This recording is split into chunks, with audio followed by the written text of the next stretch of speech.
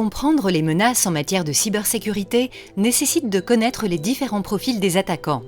Il s'agit du mercenaire, extrémiste qui s'autoproclame pirate des temps modernes et se fait payer, du hacker, recruté par les organisations gouvernementales et les services de l'armée, de l'idéaliste qui met son expertise au service de la communauté, Anonymous, du ludique, l'adolescent dans sa chambre, peu dangereux, mais inconscient des cyberattaques et des ravages qu'il peut provoquer.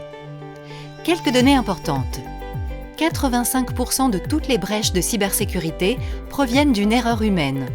30% des collectivités territoriales ont déjà été victimes d'un rançongiciel ou ransomware, dont le principe est d'utiliser un logiciel malveillant qui va chiffrer les données dans le but de les rendre illisibles et inutilisables, avec in fine un message demandant à la collectivité de payer une rançon qui peut s'élever à plusieurs milliers d'euros.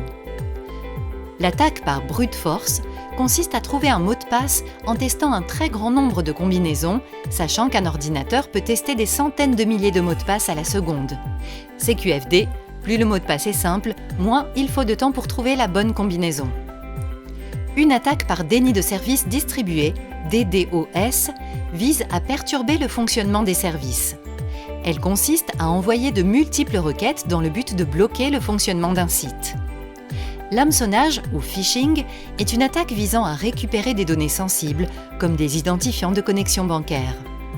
Les attaques sont diffusées par les clés et disques durs USB, les courriels avec pièces jointes, les dossiers partagés, les sites web piratés.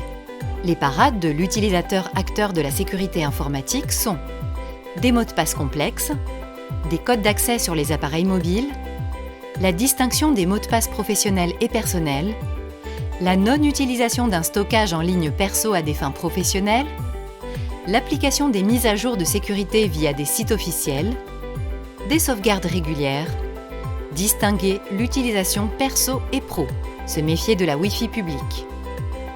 En cas d'attaque, ne pas hésiter à contacter le service informatique, à débrancher les équipements du réseau et à sauvegarder les preuves de l'attaque. Le risque de cyberattaque est global et ne concerne pas que la direction du système d'information.